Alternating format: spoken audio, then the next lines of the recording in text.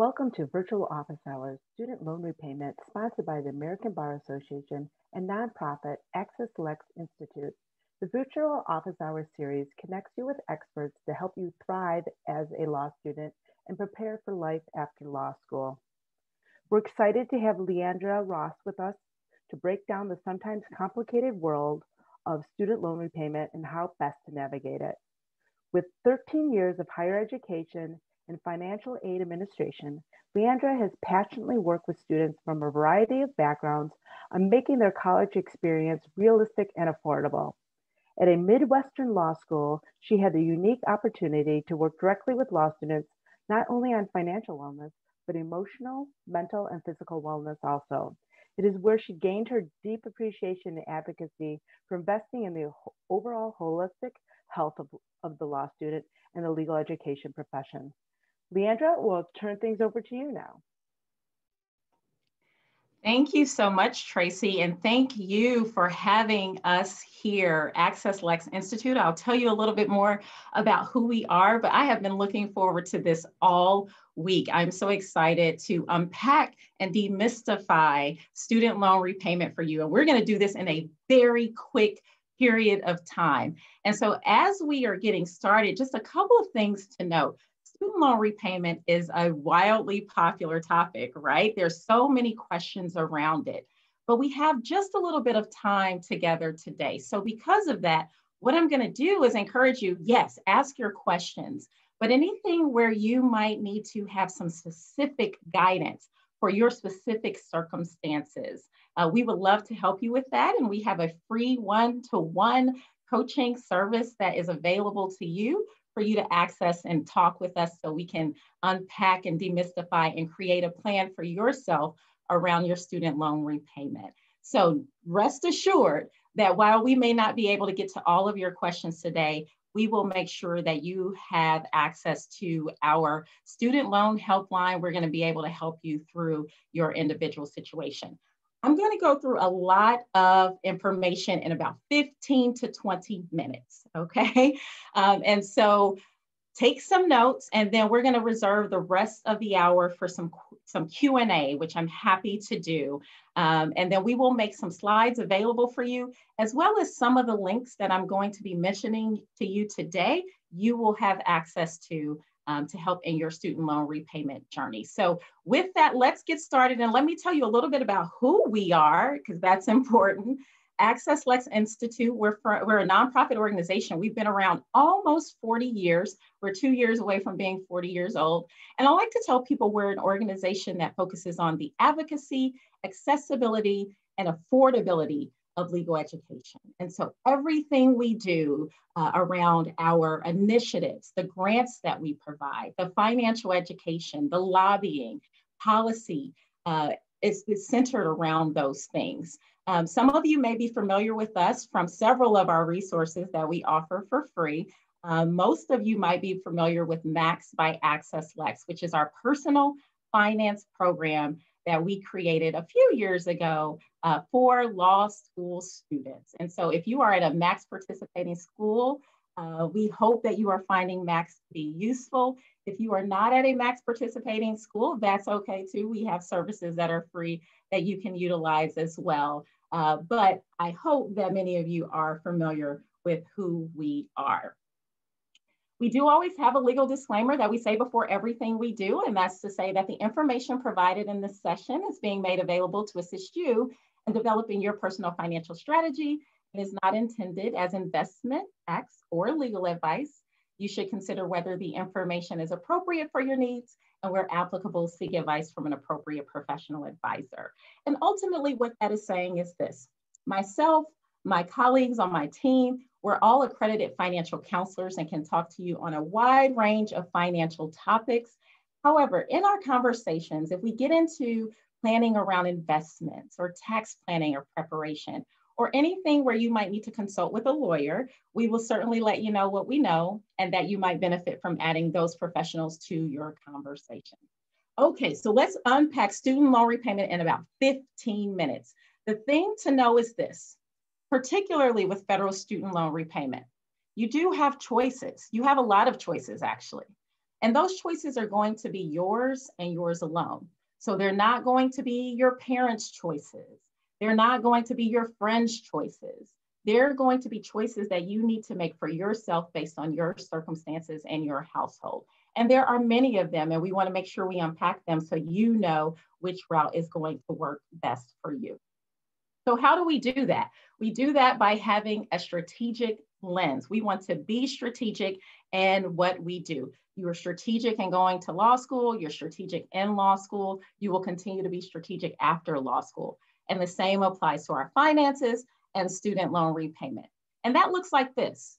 You have the right information, and we'll talk about where that is. You're going to make the right individual decision for yourself.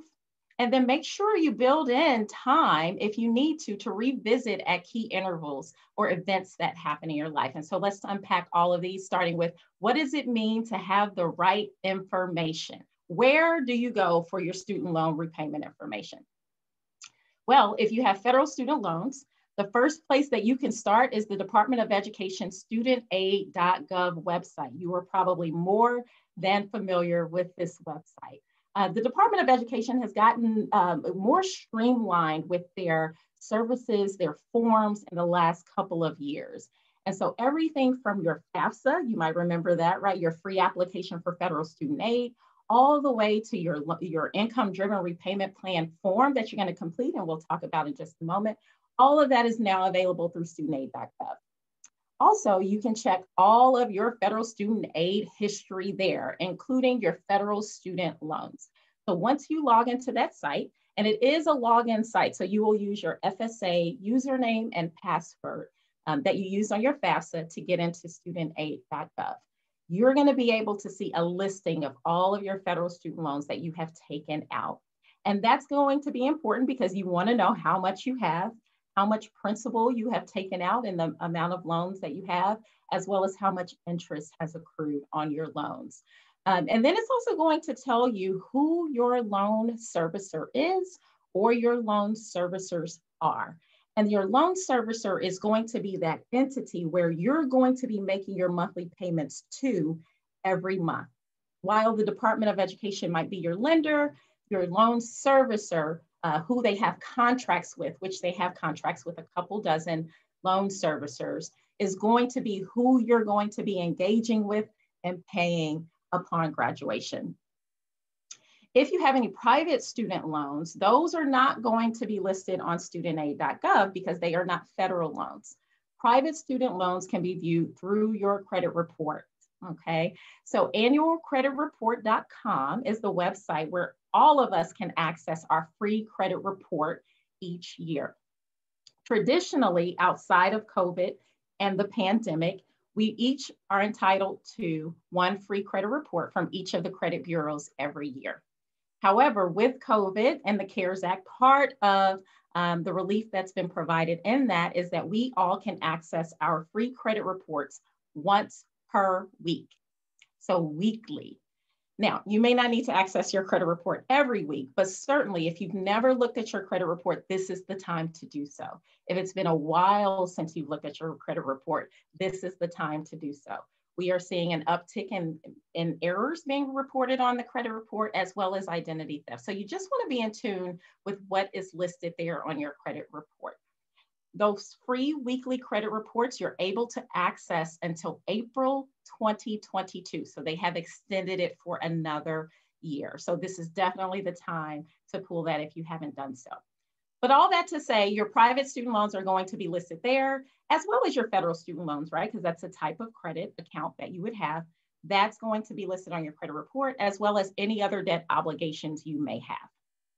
So that is where we find the right information related to our student loans. Now about making the right individual decision, and we're talking about how do you select the repayment plan that is right for you. And these are just some of the questions that you're going to want to ask yourself, right? What's your career trajectory? Are you planning to be in public service work, private sector work? What does that look like? Because that will play into the decision that you make on your student loan repayment plan. When did you borrow? How long ago did you borrow? I won't get into a lot of details about this, but I like to use my own example. I'm very happy to share kind of some personal stories because I think it helps borrowers kind of get an idea of what they're working with. But when I went to undergrad and grad school during a time period where there were two actual federal student loan programs that existed. So I went to undergrad from 2002 to 2006. At that time, the school that I attended participated in a federal student loan program that actually no longer exists today. It was called the Federal Family Education Loan Program, or FFEL, or FEL, or FELP, you might hear people refer to it as. And then in grad school, I was borrowing federal student loans through what you all know now today as the Federal Direct Student Loan Program, right? Well, the Federal Family Education Loan Program was eliminated in 2010. So that program no longer exists. If you borrowed prior to 2010, you might have some of those loans through that old FFEL program. And those loans are only eligible for certain types of loan repayment plans. Okay, so if you're unsure about that, this is the perfect example of where a coaching call can help you, and we can help you unpack that. But when you borrow, we'll determine which of the repayment plans you have access to, as well as the loan types, right? So what I just explained to you is I had loans through the old FFEL program, and I have had loans through the direct loan program. And so those old FFEL loans might not be eligible for certain repayment plans. Are you married? Are you thinking about getting married? Because that certainly is going to play into your student loan repayment plan, specifically if you are looking for income-driven repayment plans, and we'll talk about in just a moment. What is your career plan, which is very similar to career trajectory, but we really want to look at salary projections to determine what our long-term plan might look like for student loan repayment. And then that last bullet point, what helps you sleep at night, right? This goes back to the choices that you have, and your choices are yours alone. So your choice has to be something that is going to help you sleep at night. And usually I say to law students, I rephrase this to say, what helps you sleep better at night? Because you may not be getting much sleep right now. So what helps you sleep better at night? Okay, so let's quickly unpack the two pots of repayment plans. And we're talking about federal student loan repayment plans. Really think of it, as I said, as two pots. Your pot over to the left, you have debt-driven repayment plans. Your pot over to the right, you have income-driven repayment plans. So your debt-driven repayment plans are going to be those plans where the amount of debt you have is going to be calculated over a number of years tied to that respective debt-driven repayment plan that you're in, and your monthly payment is going to be calculated based on getting that debt paid off in those number of years, right? Hence, debt-driven. So we have the standard repayment plan, the graduated repayment plan, and the extended repayment plan that's offered through the Department of Education and through your loan servicer. The standard repayment plan is a 10-year repayment plan.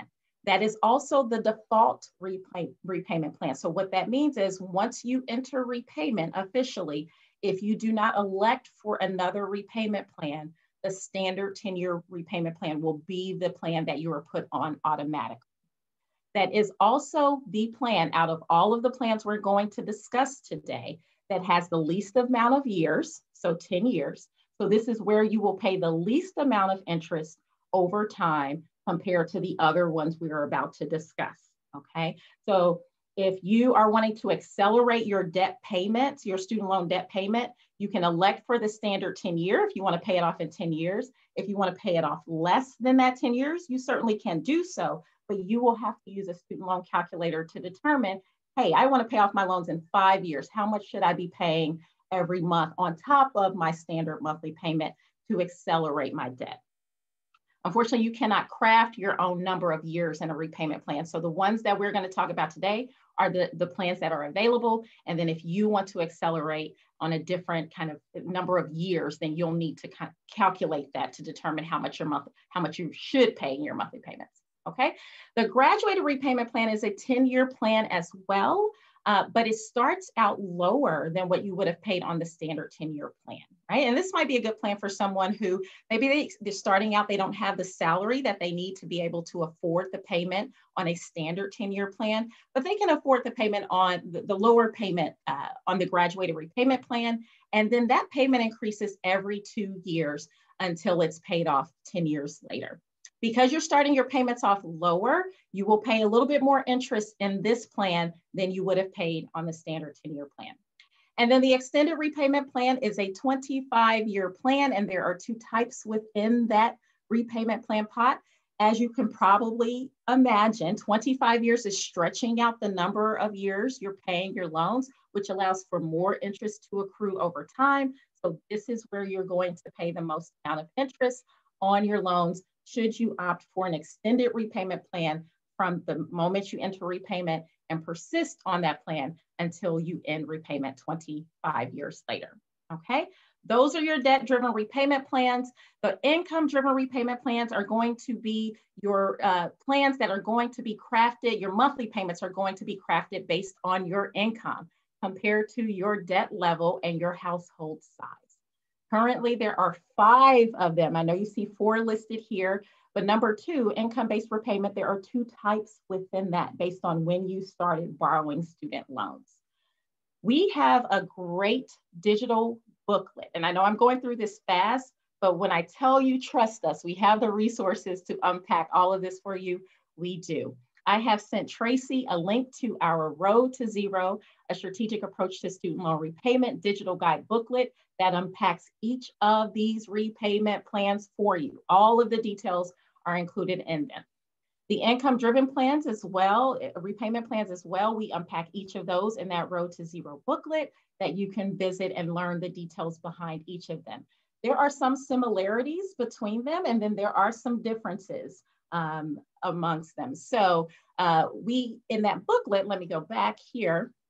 When you do get the link to our Road to Zero booklet, on pages 14 and 15 of that booklet, it lists every single one of the income-driven repayment plans, the loan types that are eligible for those respective plans, what makes you an eligible borrower, if you are married and based on your filing status, whose income and debt will be considered, and then what percentage of your discretionary income is going to be used to determine your monthly payment, okay? So that chart is available in the Road to Zero booklet, 14 and 15.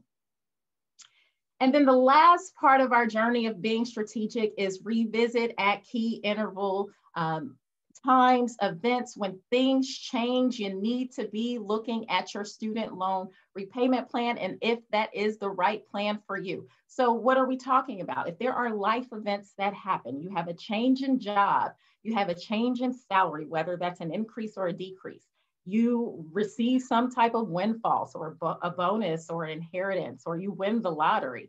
If you have a change in your relationship status, change in your family status, that is the time to be considering, and especially if you know those things are coming, to start thinking about if your current repayment plan that you're on is still fitting for your situation, or if you need to adjust. That is the important thing, okay?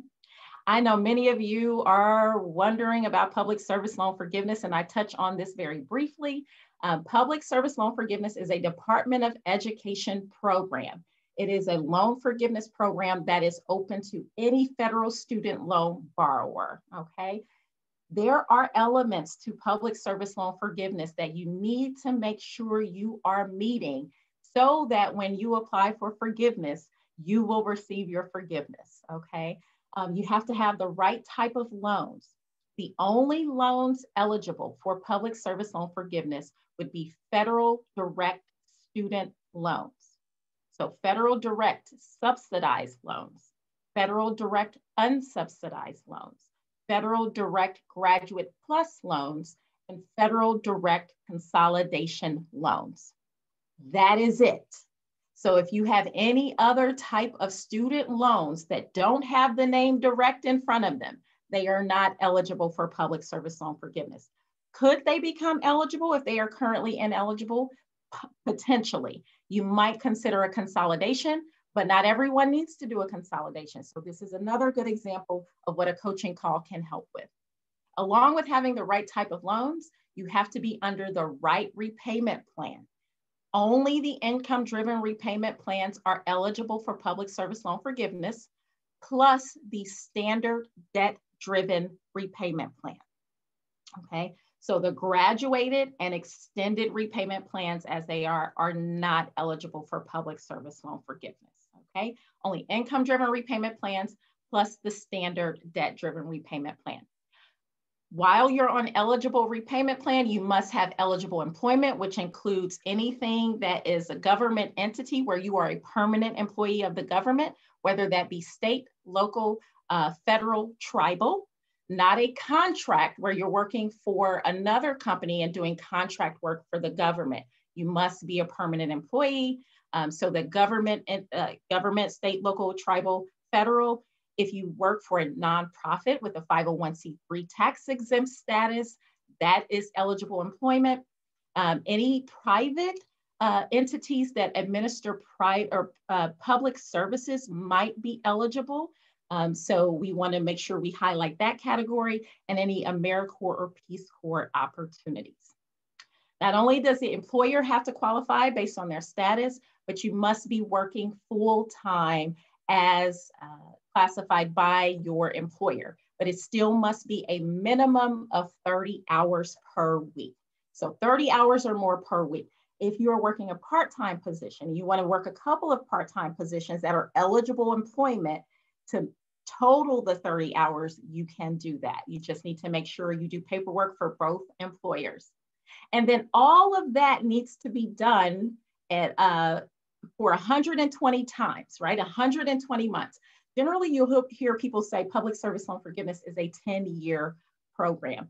It is much more accurate to say that you must make 120 eligible payments towards public service loan forgiveness before you can receive forgiveness, okay? Because your payments do not have to be consecutive as far as eligibility, and your employment doesn't have to be consecutive. That's a good thing, but that means it could take you longer than 10 years if you don't have that consecutive employment or consecutive payments. So 120 eligible payments must be made towards public service loan forgiveness in order for you to seek forgiveness. Okay, so calculate your options. There are a number of student loan repayment calculators out there. We have one at accesslex.org/calculator. That link is available on the resource link that I have sent to Tracy. The studentaid.gov has their student loan estimator that you can utilize as well.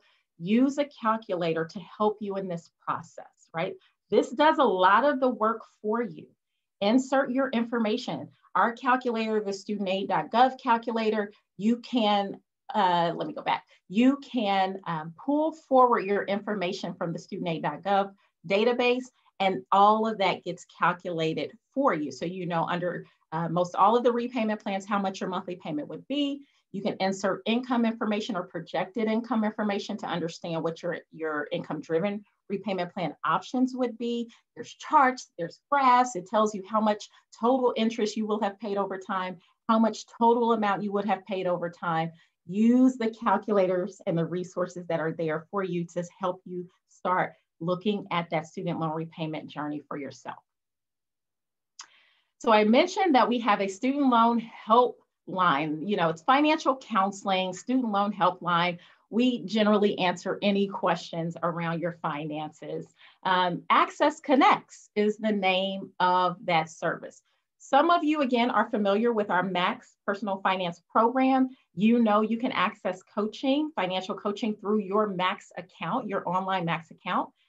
If you did not know, your Max account is currently offline. We went offline on Monday for a system upgrade, a major system upgrade, and we're really excited about when that is back up and running, that you're really gonna love the content and the flow that we have for you.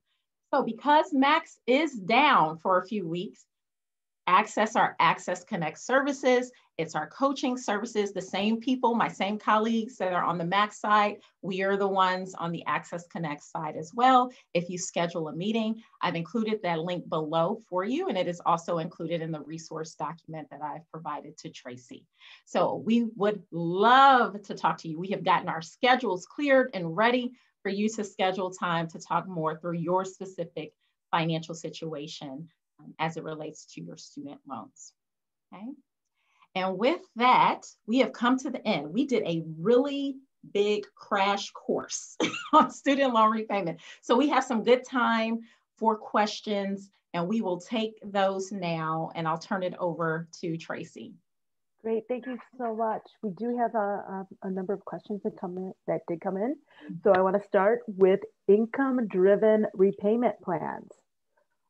The question, how do you set up payment based on income, and does it help to try and pay off loans early?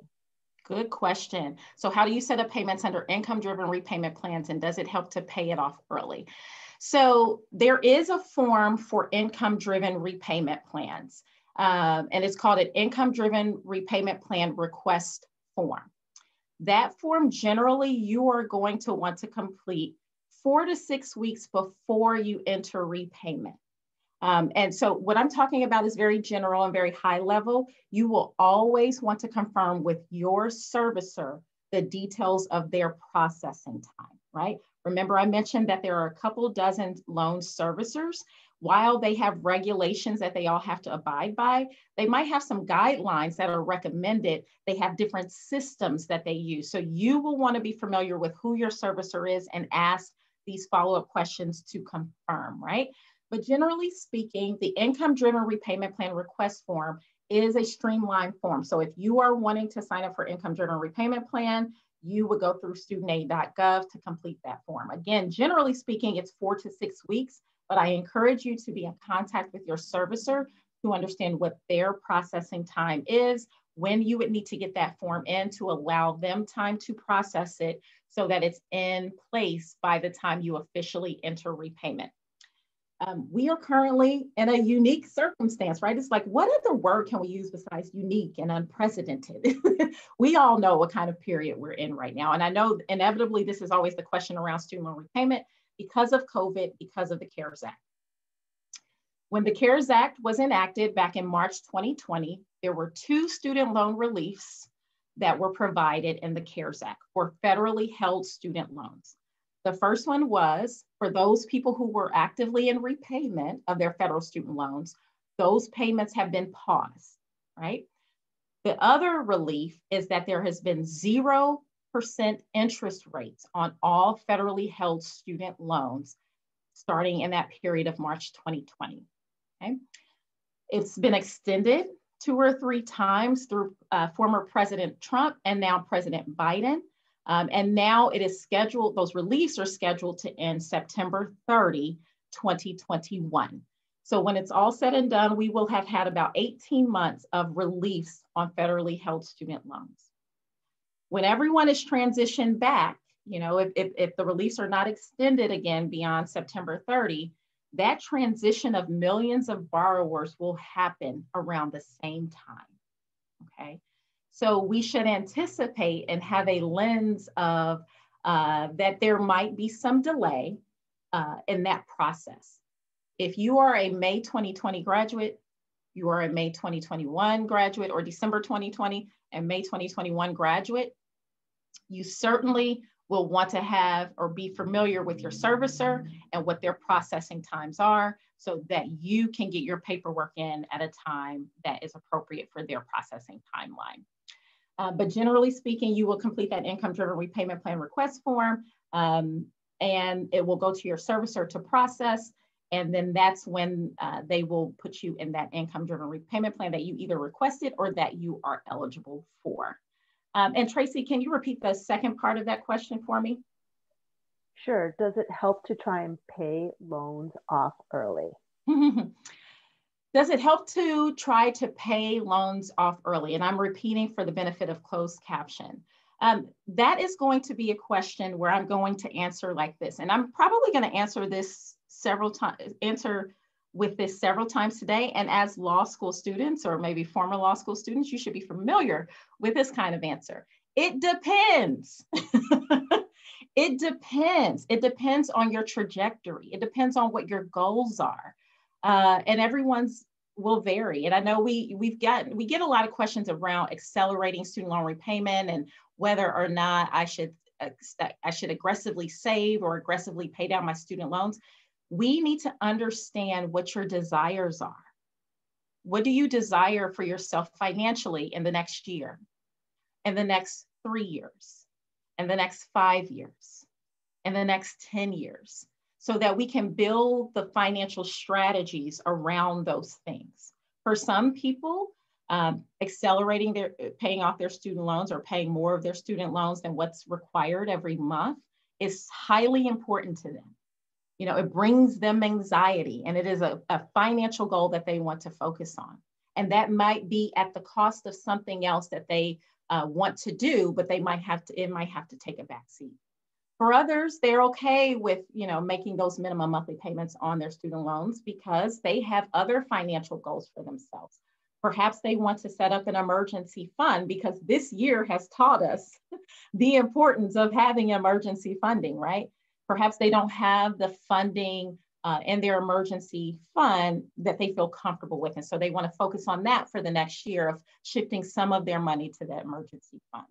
It really is going to depend on you and your circumstances. What I will say, though, is with federal student loans, there is no prepayment penalty, meaning if you wanted to pay more than what your monthly payment is determined to be, you can do that without any penalty. If you get a lump sum of money and want to pay off the majority of your student loans or all of your student loans before the repayment years tied to your repayment plan, there is no prepayment penalty. That doesn't always exist on private loan products, right? There might be a prepayment penalty tied to your mortgage if you pay it off sooner, or your car loan or private student loans sometimes. But with federal student loans, it's going to be some of the most flexible debt that you will take on. And so there are options, and you can accelerate those payments if you choose to.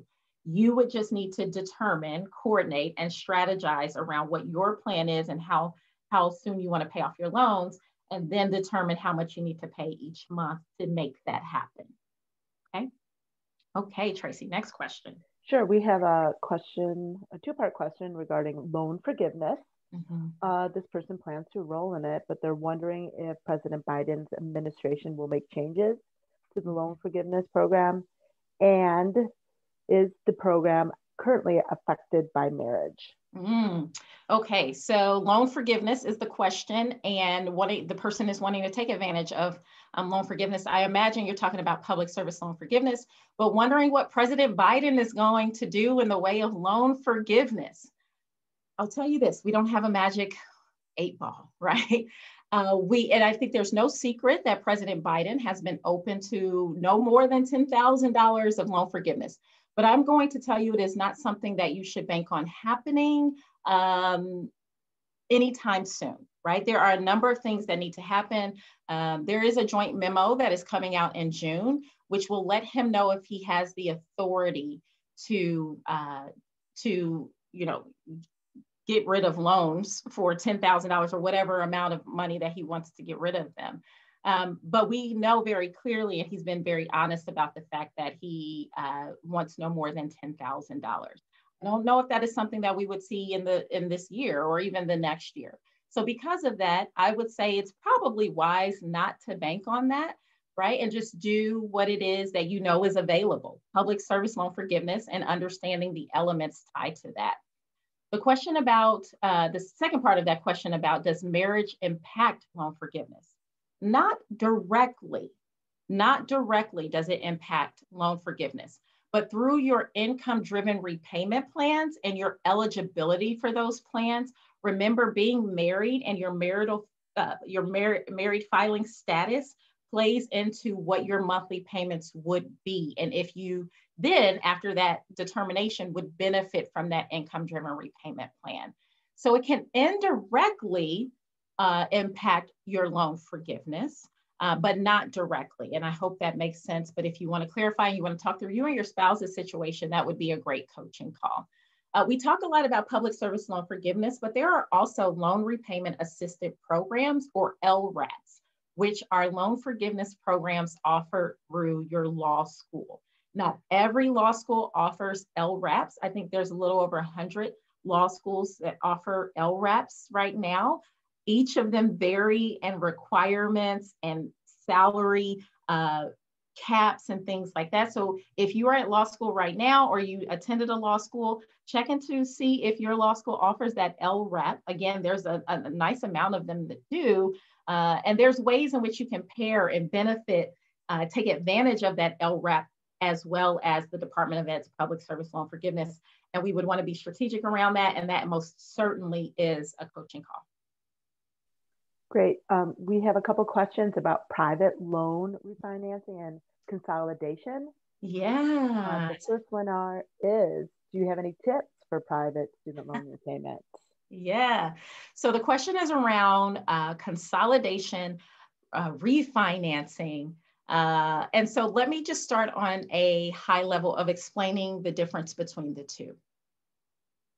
Direct consolidation, or direct loan consolidation, refers to federal student loans, okay? Only federal student loans can be included in a direct loan consolidation.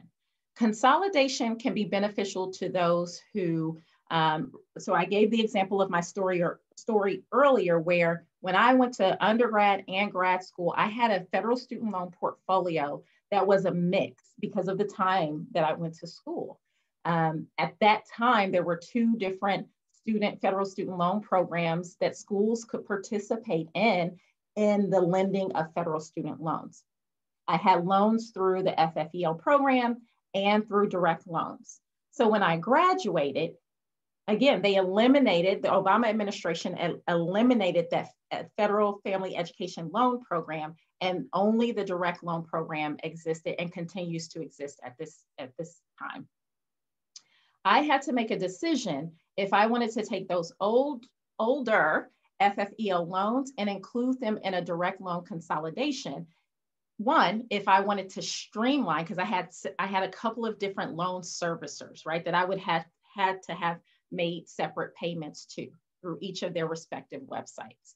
So consolidation simplifies, right? It brings everything together, brings multiple loans together to create another new loan. And I had to consider if I wanted those FFEL loans to be eligible for public service loan forgiveness years later, when it would be time for me to apply for public service loan forgiveness. And so I made the decision because I knew I was pretty much going to be in the public sector for my career, because that's where my passion was. And I was sure I was going to be working towards public service loan forgiveness, that I was going to go ahead and consolidate those loans. So I consolidated those loans that were ineligible, brought them over to a direct consolidation loan, okay? If all of your loans are through the direct loan program, your federal direct subsidized, federal direct unsubsidized, federal graduate plus loans, if they're already direct, you don't really need to consolidate. You should have one loan servicer. That was the point of getting rid of the FFEL program and direct loans being the only servicer, and then having or lender, I should say, and then having the contracts of the different servicers, right? So you should only have one servicer. So the need to consolidate shouldn't be there for those of you who already have loans through direct loans. Refinancing is a similar process, but it's different. Private refinancing is you can include your federal and or private, if you have private student loans for maybe undergrad or law school or another degree, into one new private refinance loan. So similar process of taking multiple loans and combining them into a new loan, but completely different in that the private lender would be buying out any federal loans that you've included, that you want to be included in that refinance, and your new lender is going to be that new private lender, right? So you are done with the Department of Education. Those loans no longer exist if you've included them in that refinance, and now your obligation is to that private lender. In some instances, that makes sense for people to do. Here are some of the reasons why.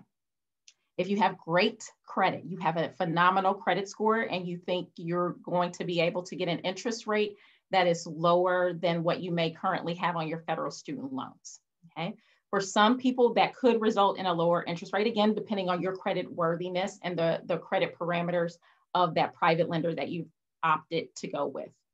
And oftentimes with private educational loans and private refinance loans, they might offer a variable interest rate, right? Where your interest rate can vary, obviously based on the economic climate. If you are comfortable with that kind of variance in a variable interest rate, then that might be an option for you. Another consideration is you don't plan to be necessarily in public service work. So you don't plan to go for public service loan forgiveness, because once you get rid of those federal student loans and move them over to a private lender, you cannot go back, okay? So those loans are no longer eligible for loan forgiveness, okay? They also are not eligible for any protections that the government currently offers on federal student loans, right? So a great example of that is right now, through the CARES Act, you saw how anyone with federal student loans was able to get 0% interest and no payments required. That was only for federally held student loans. It was not for private student loans at all. So that's a protection, right? But there are a number of other protections, such as loan deferments if you're unemployed or underemployed, if you have economic hardship, where you can take advantage of those protections on your federal student loans.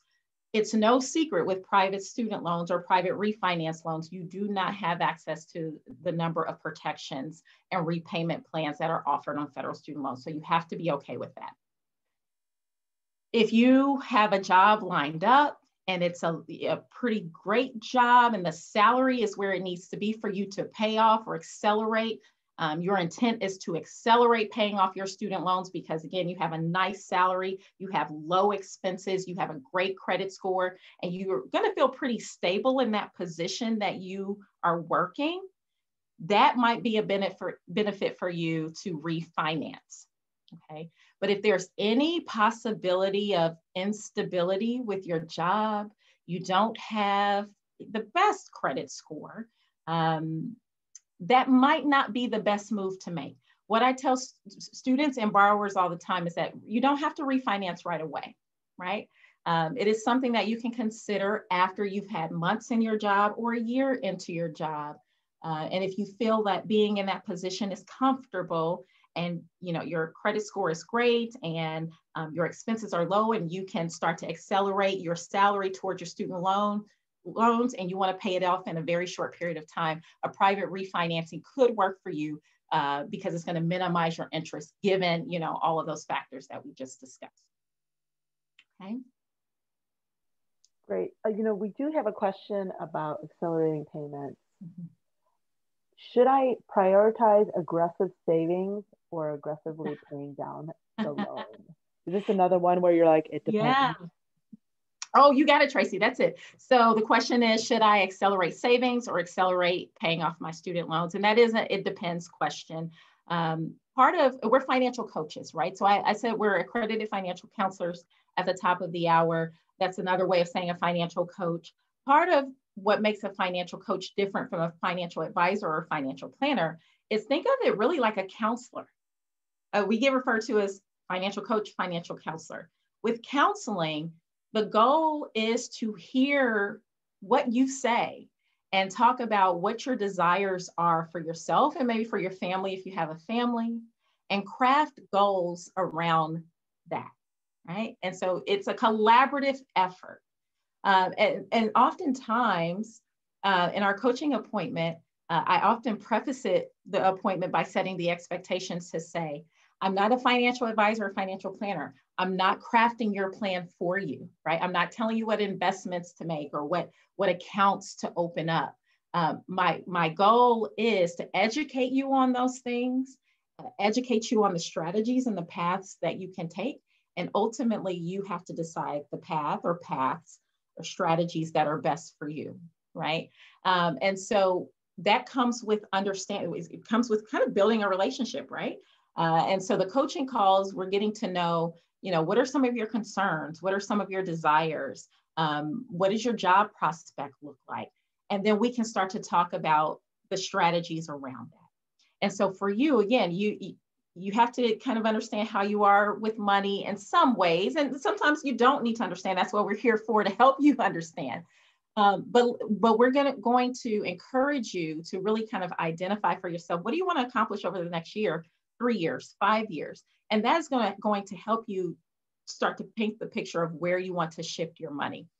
Entering the workforce right after law school it's a tough period, right? It's a tough period, particularly if you're having to move to another state. Your salary may not be where you wanted it to be in that first year. So you're going to have to make some tough decisions.